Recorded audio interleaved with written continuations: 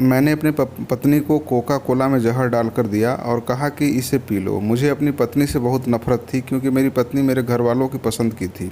मैं उससे जान छुड़ाने के लिए कोका कोला वाले गिलास में जहर डालकर घर से बाहर बाज़ार की तरफ निकल गया। अब मैं उसकी मौत की खबर सुनने के लिए बेचैन था कि तभी अचानक मेरे पापा का फ़ोन आया। उन्होंने बताया कि बेटा, बहू की आखिरी सांसें चल रही हैं, तुम जल्दी से घर आ जाओ, वह तुम्हें कुछ बताना चाहती है। मैं दौड़ता हुआ घर पहुंचा तो मेरी पत्नी ने मरते हुए मुझे एक ऐसी बात बताई थी जिसे सुनकर मेरी रूह कांप गई। मेरा नाम विहान है, मैं शहर में जॉब करता था और मैं कंपनी से छुट्टी लेकर शादी करने के लिए घर आया था। आज मेरी शादी का 1 महीना हुआ था और मुझे ऐसा लग रहा था जैसे ये 1 महीना नहीं बल्कि 100 साल हुए हैं। मुझे इस शादी से बिल्कुल भी खुशी नहीं थी। मुझे एक लम्हा घुटन दे रहा था और इस तकलीफ़ से निकलने के लिए मैं शहर वापस जाने के लिए सुबह सवेरे ही उठ गया था। मेरे पापा ने अपने मरते हुए दोस्त से वादा किया था कि वह उनकी बेटी को अपने घर की बहू बनाएंगे और आज उन्होंने अपना यह वादा पूरा कर दिया था। अपने स्वर्गीय दोस्त की बेटी से मेरी शादी करके मेरी पत्नी मुझसे उम्र में 5 साल बड़ी थी और दिखने में काली बदसूरत थी। उसका नाम अनुराधा था। मैंने गुस्से में घर से निकलने लगा तो अनुराधा मेरे सामने हाथ जोड़ने लगी कि इतनी जल्दी वापस ना जाइए। मेरी पत्नी मुझे एक आंख नहीं भाती थी। मुझे उसका बोलना भी जहर लगता था। मैं चाहता था कि मेरी पत्नी मेरी आँखों के सामने से कहीं चली जाए जिससे कि मुझे उसका चेहरा नहीं देखना पड़े। ये तो मुमकिन नहीं था क्योंकि वह बहू बनकर मेरे घर आ चुकी थी तो यह घर छोड़कर नहीं जा सकती थी। लेकिन कम से कम मैं तो इस घर को और उसे छोड़कर शहर जा सकता था क्योंकि मैं शहर में ही जॉब करता था। मैंने अपने पापा के कहने पर जहर का कड़वा घूंट पी लिया था, मगर मैंने अपनी नई नेवली दुल्हन अनुराधा से कोई समझौता नहीं किया था और उसे साफ साफ कह दिया था कि इतनी जल्दी वापस शहर जाने का मेरा भी इरादा नहीं था। मैं तुम्हारी शक्ल अब और ज़्यादा नहीं देख सकता हूँ। तुम्हारी यह काली सी शक्ल मुझे डराती है। मैंने महसूस किया था कि मेरी बात सुनकर वह एकदम से मुरझा गई थी। फिर आंखों में आंसू भरकर बोली, मैं आपके बिना नहीं रह सकती हूँ। अनुराधा की बात सुनकर मैं उसका मुंह ताकता रह गया।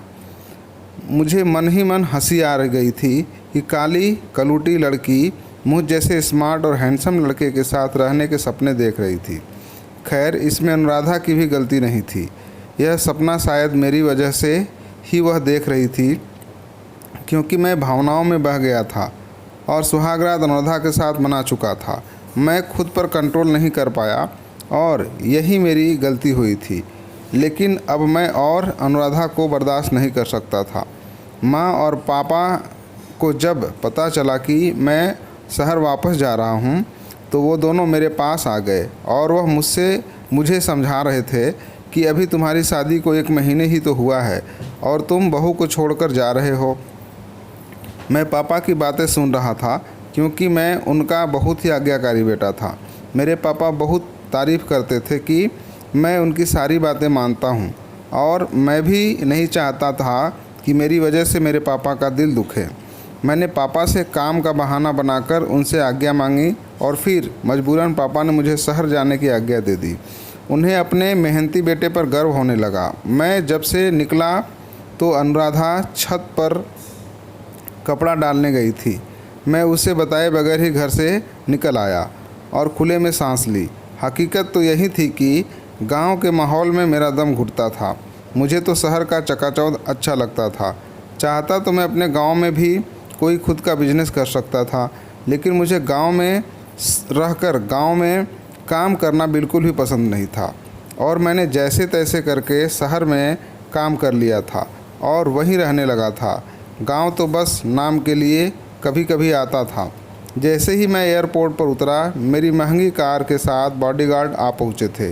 मेरा काम ही कुछ ऐसा था कि मुझे सिक्योरिटी की ज़रूरत पड़ती थी। अगर मेरे पापा को यह पता चल जाता है कि उनका लाडला इकलौता बेटा क्या काम करता है, बेचारे तो भगवान के ही प्यारे हो जाते। जहाँ तक मेरी पत्नी की बात है तो मुझे उसकी कोई भी परवाह नहीं थी। पुराने ख्याल वाली हर चमक दमक से दूर पत्नी मुझे चाहिए भी नहीं थी। यहाँ शहर में एक से बढ़कर एक हसीनाएँ और लड़कियाँ मेरी दोस्त थी। तभी तो मुझे गांव की वह काली और अनपढ़ लड़की एक आंख नहीं भाती थी।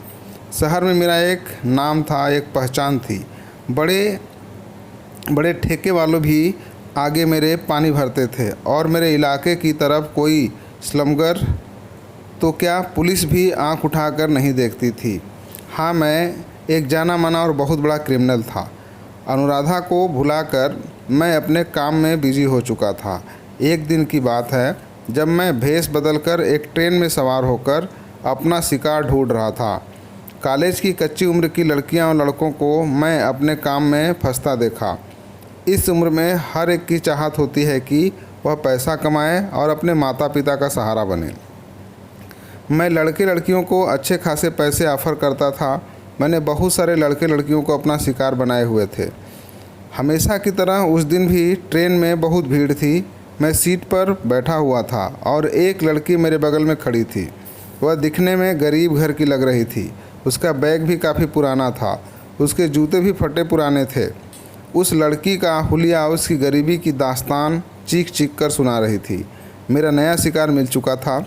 मुझे मालूम था कि ऐसी लड़कियों को फंसाना बहुत आसान होता है। ऐसी लड़कियां गरीबी से जान छुड़ाने के लिए किसी भी हद तक जा सकती हैं।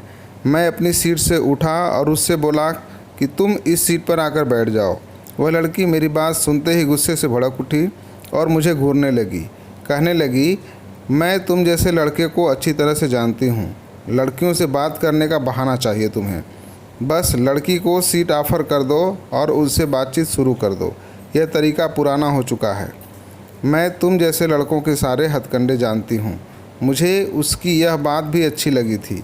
मुझे मालूम हो गया था कि यह मेरे लिए बहुत ही काम की साबित होगी। मेरे सामने एकदम मेरे डरपोक सी पत्नी का चेहरा घूम रहा था और उसका चेहरा याद आते ही मेरा मुंह कड़वा हो गया था। उस दिन के बाद मैं हर रोज़ उस स्टेशन पर जाकर खड़ा हो जाता था जिस स्टेशन से वह ट्रेन लेती थी, और मैं भी उसके पीछे पीछे उसी डब्बा में चढ़ जाता था। उस लड़की से बात करने का कोई न कोई बहाना तलाशा करता रहता। मैं अपने ख़ास लोगों को उसकी जासूसी पर लगा रखा था। अगले ही दिन मुझे उसकी पूरी जानकारी मिल चुकी थी। वह बहुत ही गरीब परिवार से थी। उसके एक ही कमरे के मकान थे। वह अपने बूढ़े माँ बाप की इकलौती बेटी थी। उस लड़की का नाम मानवी था। उसके कॉलेज का भी पता लगवा लिया था। फिर मैं कुछ दिन अपने काम में ज़्यादा बिजी हो गया और मानवी के साथ ट्रेन में नहीं गया, और मुझे कुछ खाली खाली सा महसूस होने लगा था और मैं अपनी इस हालत से बेखबर था। अब मुझे कुछ खाली खाली सा महसूस होने लगा। एक दिन मैं उसके कॉलेज गया और उसकी सहेली से कह दिया था कि मानवी के पल पल की रिपोर्ट मुझे चाहिए। पहले तो मानवी की सहेली मन नहीं मान रही थी, लेकिन उसकी अकड़ तो मेरे साथ खड़े बड़ी बड़ी मूँछों वाले बॉडीगार्ड को देखकर ही ख़त्म हो गया था। फिर उस लड़की ने मुझसे मेरा नंबर लिया। नंबर लिखा कर मैं वहाँ से उठा, लेकिन ना जाने क्यों मेरा दिल बार बार मानवी को देखने को करने लगा था। अगले कुछ दिन मेरे बहुत ही बिजी निकले थे और इस बीच मैं मानवी को नहीं देख पाया था, मगर उसका ख्याल बार बार मुझे तंग करता था। और फिर एक दिन अचानक मानवी की सहेली की कॉल आ गई। उसने बताया कि 2 दिन बाद मानवी की शादी हो रही है। ये बात सुनते ही मेरा दिल टूटकर बिखर गया था। वह अपनी सहेली को शादी में इनवाइट की थी। तभी उसने फ़ौरन मुझे कॉल करके बता दिया। मैं गम और गुस्से की अजीब सी दोराहे पर खड़ा था। मुझे समझ नहीं आ रहा था कि मैं क्या करूं। तब अचानक मुझे महसूस हुआ कि मैं मानवी से प्यार करने लगा हूं। मुझे अपनी हालत पर खूब हंसी आई थी और फिर मैंने बैठकर सोचा कि क्या करना चाहिए। तभी मेरे दिमाग में ख्याल आया और मानवी की बारात आने से ठीक पहले मैंने अपने एक भरोसे के आदमी को भिजवाकर मानवी को उसके घर से उठा लिया था और हमें अपने घर के कमरे में बंद कर दिया था। मैं अपने आदमियों की सख्ती से बोल रखे थे कि इस लड़की को किसी भी तरह की कोई परेशानी नहीं होनी चाहिए। उसकी इज्जत की सुरक्षा करना मेरी जिम्मेदारी थी और मैं उस पर कांच भी नहीं आने देना चाहता था। मेरा दिल मानवी को देखने के लिए तड़प रहा था, मगर मैं बड़ी मुश्किल से खुद को रोक रखा था। 2 दिन और 2 रात अपने घर पर रहकर उसे सुरक्षित उसके घर पहुंचा दिया था। वह मेरे जैसा आई थी वैसे ही मासूम वापस चली गई थी। मानवी के मंगेतर ने उससे रिश्ता तोड़ दिया था। अब मुझे आगे यह करना था कि मानवी के दिल में अपने लिए जगह बनानी थी। मैं हर काम बड़ी प्लान के साथ करता रहता था। यह मेरी पुरानी आदत थी और तभी तो आज तक मुझे पुलिस गिरफ्तार नहीं कर सकी थी। पुलिस को मुझ पर शक था, मगर वह मेरे खिलाफ सबूत ढूंढने में नाकाम थी। खैर, मैं मानवी की गली में जाकर खड़ा हो जाता था। मैंने बड़ी चालाकी से मानवी के पापा से दोस्ती कर ली थी। वह सीधा साधा आदमी था, उससे बातचीत करना कोई मुश्किल बात नहीं थी। जब मानवी के पापा से मेरी बातचीत होने लगी थी तो उन्होंने मुझे बताया था कि मानवी का मंगेतर ही घर के सारे खर्च किया करता था। घर का चूल्हा उस लड़के की वजह से जलता था। अब तो भूखे रहने की नौबत आ गई थी। गौर, मैंने मानवी के घर राशन डलवा दिया। मानवी के पापा ने बहुत मना किया, मगर मैंने भी कह दिया कि मुझे अपना ही बेटा समझे, और इस तरह से मैं मानवी के पापा से जान पहचान करके उनके घर तक भी पहुंच चुका था। मैं मानवी के घर पर पैसा लुटा रहा था, लेकिन मानवी को पता चल चुका था कि मैं उसका किडनैप करवाया था।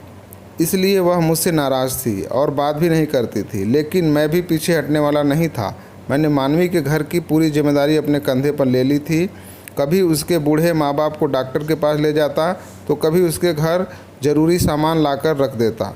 मेरी इसी मेहरबानियों की वजह से मानवी मुझसे माफ़ी मांग ली। मैंने कहा कि इंसान को कभी कभी गलतफहमी हो जाती है, इसकी कोई ज़रूरत नहीं है। उस दिन के बाद मैं जब भी उसके घर जाता तो वह मेरे लिए खुद अपने हाथों से चाय बना कर लाती। इस तरह धीरे धीरे हम दोनों में दोस्ती हो गई थी। कभी कभी हम घूमने के लिए बाहर चले जाया करते थे, कभी महंगे होटलों में भी उसे खाना खिला देते था और साथ में मूवी भी देखते थे, और उसे खूब सारा शॉपिंग भी कराता था। महंगे महंगे ड्रेस और मंचिंग ज्वेलरी और सैंडल्स भी दिलाता था और दुनिया जहाँ की चीज़ भी दिलाता था। और ऐसा करने पर मुझे बिल्कुल भी अफसोस नहीं होता था, क्योंकि ये सब करने से मेरे दिल को बहुत ही सुकून मिलता था। मानवी की सुंदरता का मैं दीवाना था। मेरे द्वारा दिए गए महंगे कपड़े और ज्वेलरी से उसकी सुंदरता और भी ज़्यादा निखर गई थी। मानवी का झुकाव भी मेरी तरफ था। छुपे शब्दों में मैं उसे अपनी मोहब्बत का इजहार भी कर चुका था, और वह दिन मेरी ज़िंदगी का सबसे खूबसूरत दिन था जब मैंने मानवी के पापा से उसका रिश्ता मांगा था। और मानवी के पापा को भी इस रिश्ते से कोई इनकार नहीं था, बल्कि वह तो खुशी से पागल हो गए थे। मानवी ने भी हाँ कर दी थी, मगर ना जाने कहाँ से उसको मेरी पहली शादी की खबर हो गई, जबकि मैंने आज तक यूज अनुराधा के बारे में नहीं बताया था, और वह सारा दिन रोती रहती थी। उसके आंखों आंसू देखकर मेरा तो कलेजा फटा जा रहा था। मैंने उसे हर तरह से विश्वास दिलाया कि अनुराधा हमारे रास्ते का कांटा नहीं बनेगी, क्योंकि मैं तो उसको देखना भी पसंद नहीं करता था, और वह सीधी सादी लड़की है। वह गांव में ही रहेगी और हम शहर में रहेंगे। मगर मानवी किसी भी तरह नहीं मानी, और फिर मानवी ने शर्त रखी कि जब तक मैं अनुराधा को तलाक नहीं दूंगा तो वो मुझसे शादी नहीं करेगी। मैंने उसे बताया कि मैं अनुराधा को नहीं छोड़ सकता, क्योंकि अगर मैं उसको छोड़ दिया तो मेरे मम्मी पापा मर जाएंगे। तो मानवी ने कहा, फिर तुम ऐसा क्यों करो कि खुद अनुराधा छोड़कर भाग जाए। मुझे उसकी बात पसंद आई। मजबूरन मुझे शहर से सब छोड़ छाड़ कर दोबारा गांव जाना पड़ा। मम्मी पापा अनुराधा मेरे गांव आने पर बहुत खुश थे, लेकिन मेरा रवैया अनुराधा के साथ बहुत ही कठोर था। बात बात पर मैं उसको जलील करता, उसे ताने देता, मगर वह मेरी किसी भी बात का लौटकर जवाब नहीं देती थी, बस खामोशी से आंसू बहाती रहती थी। उसकी काली करोटी शक्ल मुझे और ज़्यादा गुस्सा दिलाती थी। मैं उसको उसकी काली रंगत के ताने ज़रूर देता था। उससे कहता कि तुम्हारी काली रंगत ने मेरी किस्मत को भी काला कर दिया है। मैं उसको पकड़कर शीशे के सामने खड़ा कर देता था और उससे पूछता, बताओ तुम्हारा और मेरा कहाँ पर जोर मिलता है। तुम काली अंधेरी रात हो और मैं उजला सवेरा। अनुराधा की आंखों में आंसू भर जाते थे और वह मुझे देखने लगती थी। उसके आंसुओं से पल भर के लिए जो मुझ पर कुछ असर होता था, मगर मैं अपने दिल का क्या करता। मैं तो मानवी के इश्क में पागल हो चुका था। मैंने अनुराधा के साथ बहुत ही बुरा बर्ताव शुरू कर चुका था और अब तो नौबत मार पीट पर आ गई थी। मैंने अनुराधा पर हाथ भी उठाना शुरू कर दिया था। मेरी इतनी बेदर्दी के बाद ही वह एक शब्द भी नहीं कह रही थी। मुझे एम रद्द की ढिठाई पर बहुत ज़्यादा गुस्सा आता था। वह बहुत ही सख्त जान पड़ती थी। मैं जितना उससे दूर भागता वह उतना ही मुझ पर मरती थी। मेरी ज़िंदगी में अगर मानवी ना होती तो शायद अब तक मैं अनुराधा की अच्छाइयों का दीवाना बन चुका होता, मगर अब मैं उससे जान छुड़वाना चाहता था तो उसकी यह हरकतें मुझे और भी ज़्यादा गुस्सा दिलाती थी। मैं जल्द से जल्द मानवी के पास जाना चाहता था। उसकी खूबसूरत प्यारी सी सूरत मुझे याद आती थी। गांव आए हुए मुझे 2 महीना हो चुका था और इससे मेरे कारोबार पर बहुत बुरा असर पड़ा था। मैं मानवी के साथ मोबाइल पर बार बार कांटेक्ट में रहता था। मैं उसे समझाता था कि थोड़ा सब्र कर लो और सारे हालात बताता रहता था। यह भी बताता कि अनुराधा किसी भी तरह मुझसे रिश्ता ख़त्म नहीं करेगी। वो मेरी मार पिटाई सब सहती रहती है। और फिर मानवी ने मुझे एक ऐसा आइडिया दिया जिसे सुनकर मेरा दिल दहल गया।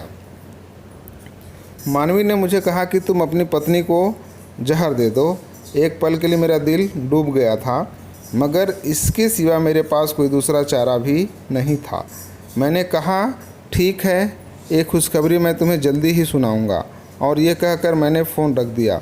सुबह हो चुकी थी। रात को जब मैं सो रहा था और अचानक से मेरी नींद खुली तो अनुराधा बेड पर नहीं थी। मैंने उठकर अनुराधा को घर में ढूंढा, मगर वह कहीं नज़र नहीं आई। फिर मैं छत पर गया तो वह उधर ही बैठी हुई थी। उसके गालों पर आंसू बह रहे थे। उस समय मैंने उससे बड़े ही प्यार से बात की थी और पूछा, क्या हुआ अनुराधा? मेरे पूछने पर वह बस हल्का सा मुस्कुरा दी थी, मगर अपने होठों पर कोई शिकवा नहीं लाई। मैंने कहा, अनुराधा मैं बहुत बुरा हूँ ना? मेरे शब्दों में बनावटी मोहब्बत भरी हुई थी और मेरी इस मोहब्बत पर वह तड़प कर रह गई थी और कहने लगी, बुरी तो मैं हूँ। पहले आपकी ज़िंदगी को नर्क बना दिया है। जब आपकी तरफ देखती हूँ तो मेरा दिल बहुत दुखता है। आप जैसे हैंडसम और स्मार्ट लड़के को मुझ जैसी बदसूरत पत्नी मिली है। आप कहाँ बुरे हैं, बुरी तो मैं हूँ। उसकी बातें मुझे एहसास दिला रहे थे कि मैं कितना गिरा हुआ इंसान हूँ। मगर वह कहते हैं ना कि जिसकी सूरत काली होती है उसका दिल बहुत साफ़ होता है। अनुराधा दिल की बहुत साफ़ लड़की थी। मैंने अनुराधा के आंसू पोंछते हुए कहा, अच्छा ये सब छोड़ो, आज गर्मी बहुत है, कोल्ड ड्रिंक में क्या पीना पसंद करोगी? उसने कोका कोला का नाम लिया तो मैं मुस्कुरा दिया और कहा, लो कल सुबह ला दूंगा। एक पल को मेरा दिल तो चाहा कि समय यहीं ठहर जाए और मुझे इस मासूम लड़की की जान ना लेने पड़े, मगर फिर मेरी नज़रों के सामने मानवी का चेहरा आ गया। मैं मानवी के बिना नहीं रह सकता था और मानवी को पाने के लिए मुझे ये कड़वा घूंट पीना ही पड़ेगा। मैं कुछ दिन अनुराधा के पास बैठने के बाद अनुराधा से कहा, चलो नीचे, नींद आ रही है। फिर हम दोनों नीचे अपने कमरे में आकर सो गए। अगली सुबह मैं बाहर गया और वहाँ से मैं अनुराधा के लिए कोका कोला लिया और घर वापस आने लगा। रास्ते में मैंने उस कोका कोला में जहर मिला दिया। ऐसा करते समय मेरे हाथ काँप रहे थे। मैं पसीने से भीग चुका था, मगर उस दिन शैतान ने मेरी एक न चलने दी। वह मुझ पर पूरी तरह हावी हो चुका था। मैं घर की तरफ चल दिया। घर पहुंचकर मैंने झूठी मोहब्बत जताकर वह कोका कोला अनुराधा के सामने रखा और कहा कि इसे पी लो। उसने मेरे सामने ही कोका कोला पी लिया। जब मुझे विश्वास हो गया कि इतना जहरीला कोका कोला से मर जाएगी तो मैं भी उठ गया। मेरा सामान तो पहले से ही पैक था। मैंने अनुराधा को बाय बोला और खुशी खुशी शहर के सफ़र पर निकल पड़ा। मैं बहुत रिलैक्स था कि मेरी खुशियों के बीच जो सबसे बड़ा कांटा था वह अब निकल जाएगा। मगर न जाने क्यों मैं जैसे जैसे शहर की तरफ बढ़ रहा था मेरा दिल बैठा जा रहा था।